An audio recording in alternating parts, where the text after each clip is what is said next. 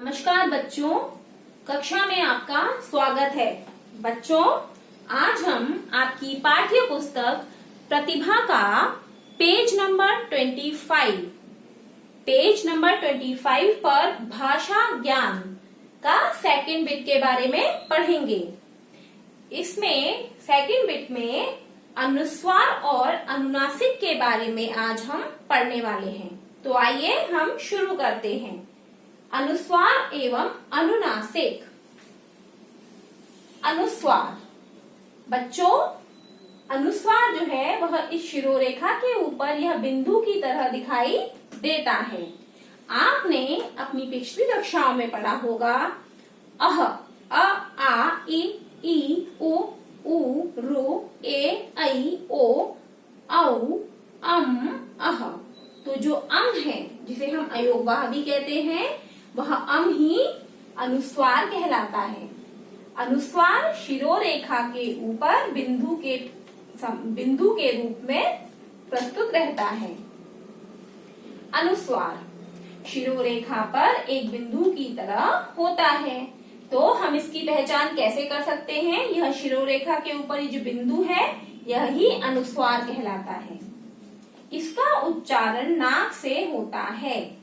इसका जो प्रोनाउंसिएशन होता है वह नाक से होता है।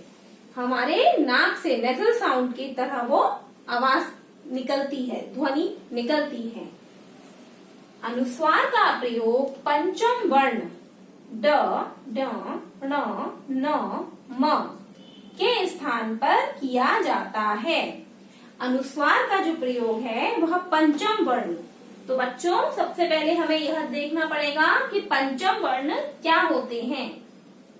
तो हिंदी वर्णमाला में जो क वर्ग, ट वर्ग, च वर्ग, प वर्ग और त वर्ग होता है, वह होता है उसमें जो पांचवे अक्षर आते हैं उसे हम पंचम वर्ण कहते हैं। क, ख, ग, घ, ण, च, छ, ज, झ, ञ, ट, ठ, ड, ढ, ण, त, थ, द, ध, न, प, फ, भ, व, म। तो यह क्या है? यह पूरे पंचम वर्ण, जो हमारा क वर्ग, च वर्ग, ट वर्ग, त वर्ग और प वर्ग होते हैं, उनके जो पांचवे अक्षर हैं वो यह पंचम वर्ण है। तो अनुस्वार का प्रयोग पंचम वर्ण के स्थान पर किया जाता है। जैसे झंडा। तो यहाँ पर ये जो झंडा है, इस झंडा में ये जो वर्ण है यह ड, यह झंडा बिंदु बन गया। यहाँ पर जो म है कंपन, गंदा, गंगा। तो आइए मैं आपको समझाती हूँ। झंडा, तो यह जो न्य है यह पंचम वर्ण है। तो जब पंचम वर्ण की जगह पर, इसकी जगह पर हम यह बिंदु का प्रयोग भी कर सकते हैं, जैसे हमने यहाँ पे किया है। कंपन, इसमें भी म है, यह पंचम वर्ण है। ये देखिए, ये वाला पंचम वर्ण यहाँ हमने इस्तेमाल किया है। तो यहाँ पर भी हम इस अनुस्वार का प्रयोग कर सकते हैं। कंपन, इसको हम कंपन, म को हम बदलकर इस रूप में भी लिख सकते हैं। गंगा, यह भी क वर्ग का ये जोड़ा है, यह भी क वर्ग का पंचम वर्ण है। तो इसकी जगह पर भी हम अनुस्वार गंगा, अनुस्वार का प्रयोग कर रहे हैं। गंदा, यहाँ पर न भी पंचम वर्ण है, तो यहाँ पर भी हम गंदा, यह अनुस्वार का प्रयोग यहाँ हम कर सकते हैं। इसका अर्थ यह है कि अनुस्वार का प्रयोग पंचम वर्ण ड, ञ, न, म के स्थान पर करते हैं।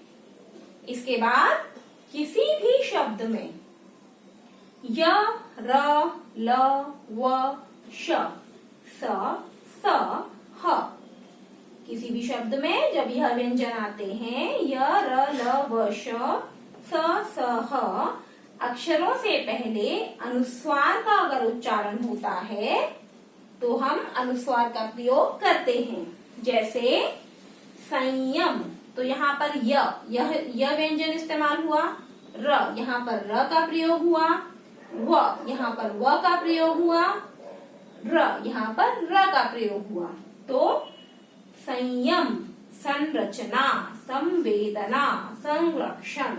यहाँ पर जब य, र, व, र, य, र, ल, व, श, स, ह इन अक्षरों से पहले अगर हम अनुस्वार का प्रयोग करते हैं, तो ये देखिए यहाँ पर हमने स से पहले किया य था, तो हमने यहाँ स के ऊपर अनुस्वार का प्रयोग किया।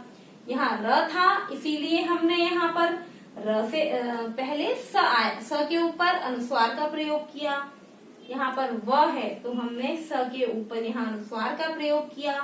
यहाँ र है और यहाँ पर भी हमने स के ऊपर अनुस्वार का प्रयोग किया। तो ये कुछ नियम हैं जिनसे हम यह जानते हैं कि अनुस्वार का प्रयोग कहाँ किया जाता है। तो आपने यह सीखा कि अनुस्वार बिंदु के रूप में होता है और यह शिरोरेखा के ऊपर होता है। अगर शिरोरेखा के ऊपर कोई मात्रा लगी हुई है तो हम इसका प्रयोग वहां भी कर सकते हैं। अनुस्वार शिरोरेखा पर एक बिंदु की तरह होता है। इसका उच्चारण नाक से होता है, जैसे संयम, संरचना, संवेदना, संरक्षण, झंडा, कंपन, गंगा, गंदा। तो आप भी अपने घर पर इसको बोलिए, फिर आपको समझ में आएगा कि यह हमारे नाक से यह ध्वनि, यह उच्चारण निकलता है। इसका तीसरा नियम, अनुस्वार का प्रयोग पंचम वर्ण के स्थान पर किया जाता है और किसी भी शब्द में य, र, ल, व, श, स, ह अक्षरों से पहले अनुस्वार का उच्चारण होता है। आप अपने घर में इसको ध्यान से देखिए। अब इसके बाद मैं आपको अनुनासिक के बारे में पढ़ाती हूँ। इसके बाद हम पढ़ेंगे अनुनासिक। तो आइए हम शुरू करेंगे अनुनासिक के बारे में। अनुनासिक, अनुनासिक यह जो शिरोरेखा के ऊपर चंद्र बिंदु दिखाई दे रहा है, इसे हम अनुनासिक कहते हैं। अनुनासिक को हम चंद्र बिंदु भी कहते हैं। यह शिरोरेखा के ऊपर जो कर्व लाइन है और ये जो बिंदु दिख रहा है, इसे हम अनुनासिक कहते हैं। जहाँ शिरोरेखा के ऊपर मात्रा नहीं होती है, वहाँ इसका प्रयोग किया जाता है। जहाँ भी शिरोरेखा के ऊपर मात्रा नहीं होती, जैसे पा, श, र, अंधेरा, जहाँ पर भी मात्रा नहीं होती वहाँ पर इसका जो प्रयोग है वह किया जाता है। इसका उच्चारण करने पर एक अलग ध्वनि, साउंड पैदा होता है। जैसे अब हम आपको इसके उदाहरण बताती हूँ मैं आपको। 5, चांद, रहूंगा, अंधेरा। 5 के ऊपर भी हम इसको इस्तेमाल कर सकते थे। हम यहाँ पर अनुस्वार का प्रयोग भी कर सकते थे, लेकिन क्योंकि इसके ऊपर कोई मात्रा नहीं है तो यहाँ पर हम चंद्र बिंदु का प्रयोग कर रहे हैं। चांद, रहूंगा, अंधेरा।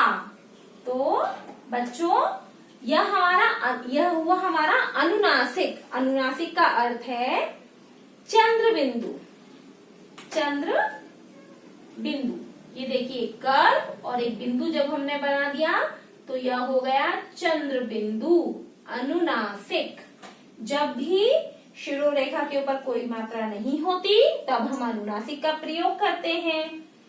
अनुनासिक को हम चंद्र बिंदु भी कहते हैं और इसका उच्चारण करने पर एक अलग ध्वनि पैदा होती है, साउंड पैदा होता है।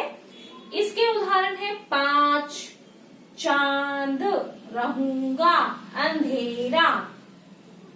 तो हमने आज आपकी पाठ्य पुस्तक का पेज नंबर 25 का अनुस्वार और अनुनासिक के बारे में पढ़ा है।